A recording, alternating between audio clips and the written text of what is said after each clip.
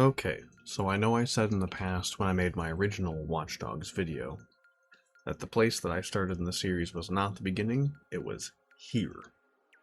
So I'm going to take a brief moment to go over what it felt like to play Watch Dogs 2 for the first time, and now having the perspective of Watch Dogs 1, how I felt going back into it. So, I originally got the game for free via Epic, and I just kind of shrugged at it, and I was like, sure, fuck, whatever. I missed the first one in the series, but is it going to make a big difference? And I, just Googled it quickly on my phone. I was like, does it matter if I play Watch Dogs 1? And for the most part, the consensus was, no, it doesn't really matter. You can just play Watch Dogs without having played Watch Dogs 1, And I went into it blind with the bare bones basic ass knowledge that it was the hacker game. Now, hacking has taken many different forms throughout gaming, throughout history. I mean, we had the hacking minigame in the Ratchet and Clank games. There was the hacking minigame in the BioShock games. There was hacking minigames and all that stuff, but not in any direct correlation sense where you have to sit there and type in C++ command / hacker, It was just an action. It was never a, never a noun, always a verb. So, being able to jump into a game where your hacker noun is a lot different. And I went in with zero expectations because the game was given to me for free via Epic Games. And I said, cool, fine, dandy, whatever. Let's just go have some fucked fun. And my first experience with the Watch Dogs series coming in just like that, perfect. I think it was the right choice, actually, to just start there in my series dive.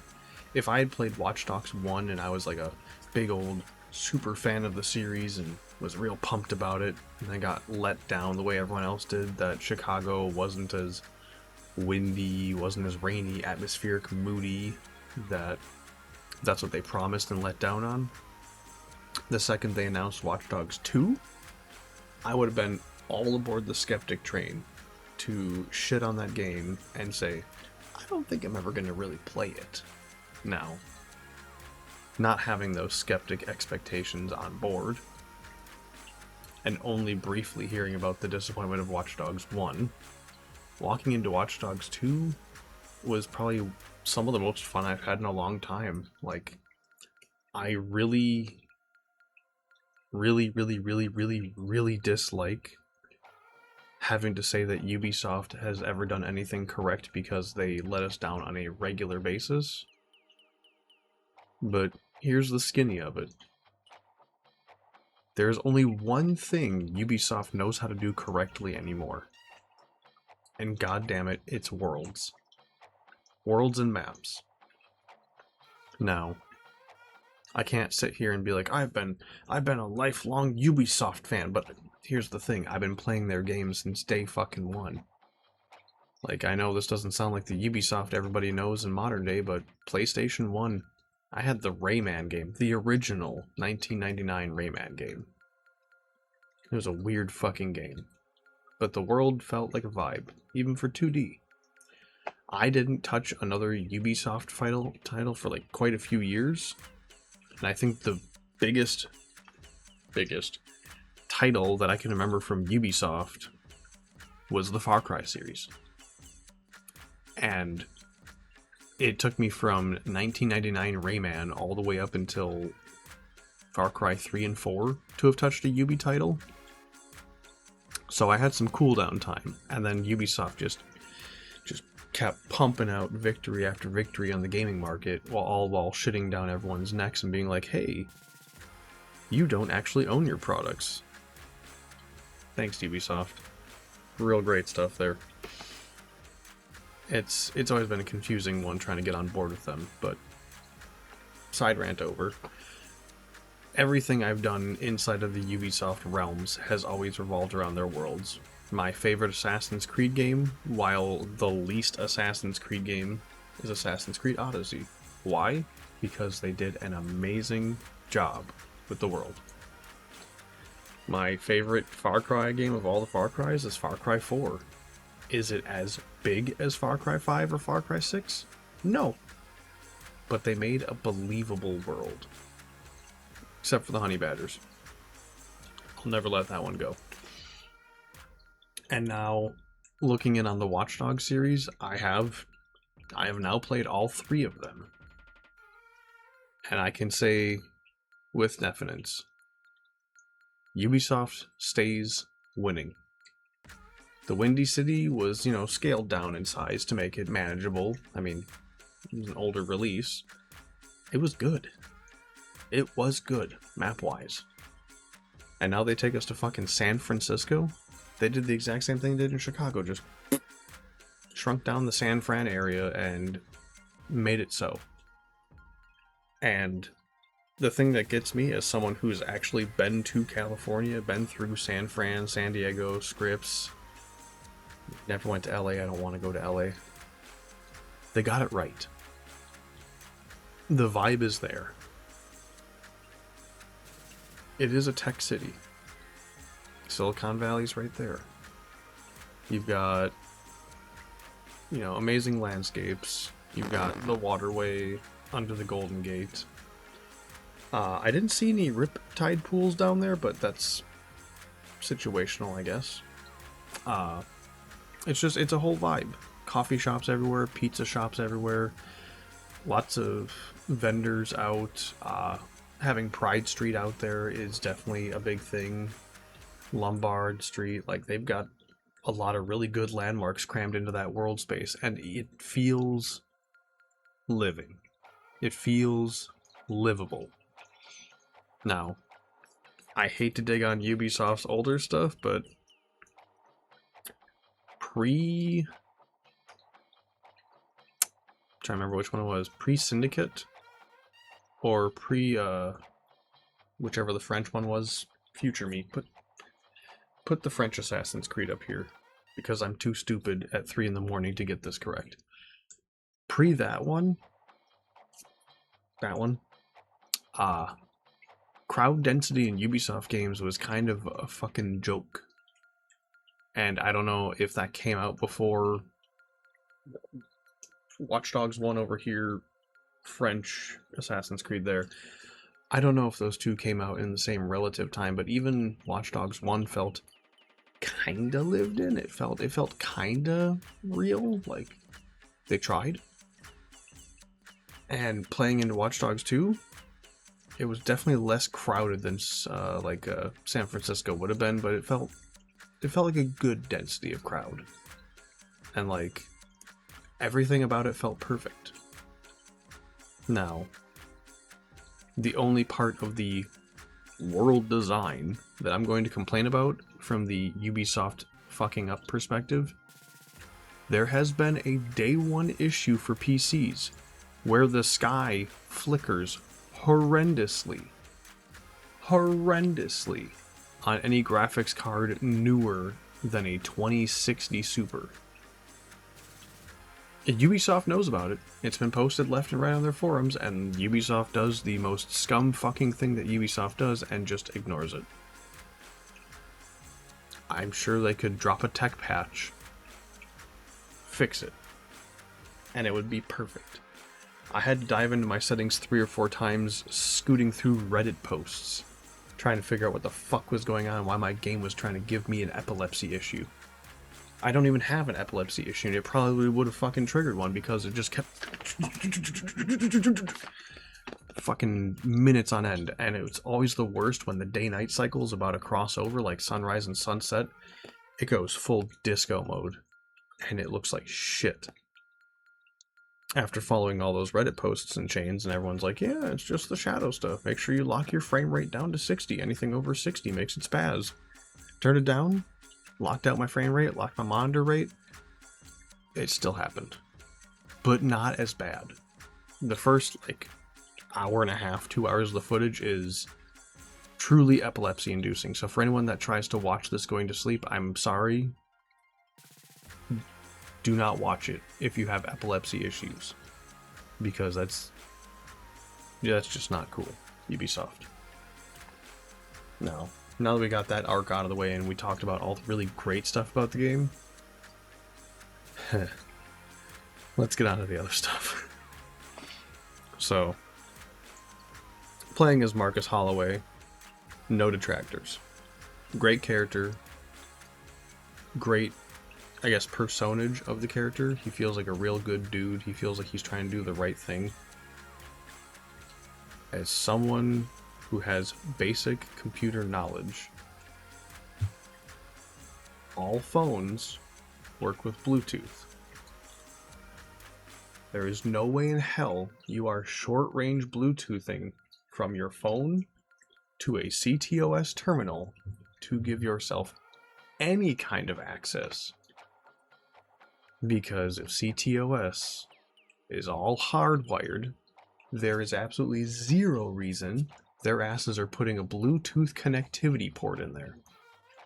And even if it's not Bluetooth connectivity, there's no way in hell they would leave an RFID open cache for you to check in with your phone to a CTOS terminal. There's just not. Now, when you use the quadcopter, well, not the quadcopter, but the little jumper, to go ahead and plant a static box on the bottom and plug it in, I can buy that. I can actually fully subscribe to that, because people use Raspberry Pis to override systems by connecting to like USB ports, Ethernet ports, DOS ports, stuff like that. That is a very possible thing. That is what actual real-life hackers do, using physical brand media. Using your phone as a shortwave radio signaler to a box that has absolutely zero reason to have any shortwave radio frequencies. For anyone that actually is tech literate, that doesn't work. Is the idea nifty as hell? Absolutely. Is it plausible? No. Fuck yourself. You got a better chance of rubbing two sticks together outside and producing lightning. Is it in the realm of plasma? Yeah. Is it the right kind? No. And the other thing I want to talk about is phone range. Phone-to-phone connectivity. Most phones can do close-range proximity. I know Samsung did a whole thing about it where it's like, hey, you want to, tap to pay with someone? You can just tap phones together. That's good. You can do it within, like, maybe a foot and a half of each other if you're real close. You want to share your battery with someone? Stick them back to back. That's a whole thing, because they use magnetic sensor chargers. It's the same thing they use for wireless charging. It's just a little magnet that spins real fast and produces electric charge for the battery. Being able to get someone a whole city block down from you with a direct hack virus is not out of the question, but for how dense the streets are, you wouldn't be able to signal out one person. You would just get a broad spectrum of who's all there. That's just how that works. Unless you knew the other person's phone's MAC address, you would not know who to get with a hack. That's my only complaint there. For the tech literate, you'll understand that, Watch Dogs is absolutely the most hoagie pile of shit game in history and obeys almost zero rules of technology. But it's a fun fantasy world. I will say the gun gameplay falls a little flat for me. I'm not going to sit here and bitch complain a storm up the wall, because the game wasn't meant to have guns. Like, they had guns as a last second option for, like, hey, you fucked up badly, here's something to defend yourself. You're supposed to have a little stun gun, buzz someone and be on with your fucking day. If you fuck up badly, you need a good gun to get you out of a situation. But that was not their first intention. The recoil on guns is pretty negligible. I mean, you can dump out a 35 round magazine into a wall and the creep distance is less than 1 foot at like a pretty solid distance. It's just what it is. Gun gameplay, ass. Phone gameplay, great. I do love that this game has a much less serious tone than Watch Dogs 1. Watch Dogs 1 was about a dude who, you know, lived in his past, had to deal with his own demons, decided to be vengeful about it. Watch Dogs 2 is a bunch of people just trying to exist in the hacker space, and the government kept overreaching. And speaking of government overreach, I plan to keep this as short and concise as possible. Jesus J. Johnston fucking Christ, Watch Dogs 2 was not intended to be a template. It was a warning shot. Higher levels of government, knock that shit off. Quit spying on people. Quit using mass data transits to feed AI. And for the love of God, stop selling information to AI learning. You are not helping anybody, you are making it actively worse. And if the government is taking a fucking Ubisoft game as a template, you know we're all real fucked. Like, god damn, you could have picked anything else as a template for Surveillance State, and it would have been funny. Picking something that was intended to be funny and using that as your template for Surveillance State? Sad and disgusting. Should be ashamed of yourself. Is this game fun? Yeah. This game also still has a semi-active online multiplayer mode, as proven by the fact that I got tagged like 3 or 4 times. I don't really engage with it unless it becomes a nuisance. There are people who are so very dedicated to it that they'll just sit on there and just harass people online, or they'll just go on all-out wars across the city, stir up as much trouble as possible. Watch Dogs 2 is GTA 5 for people who didn't get mom's credit card. Realistically. You can make your own money, you can be a hazard. You don't have to be a burden to everybody else. A little bit smaller of a map. But, you know, it is what it is. Would I recommend the game? If you enjoy feeling like Rakataka, I'm in. Sure. It's a fun game. It's got good fantasy elements to it. It is what it is. It's a funny little game about being a hacker and sticking it to the man, as it were. I would definitely say only buy the game on Steam sale. It is not worth the full price tag. Almost no game is. This one especially so. If you're a big fan of San Francisco collectathons, trying to, weasel your way through shit Sam Fisher style, I can see it. Would I say it's like my go-to comfort game? No. No, not even fucking close. It's a fun game, but it's not like my go-to style of game. This is like my 3rd time playing it. I played it once when I got it for free. I played it literally the week after that because I realized one of my other buddies also got the game for free. And we jumped on stream together and just sat down and mashed out the game in like 2-3 days time. It's fucking hilarious.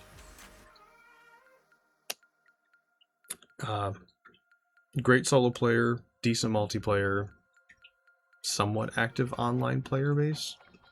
Question mark.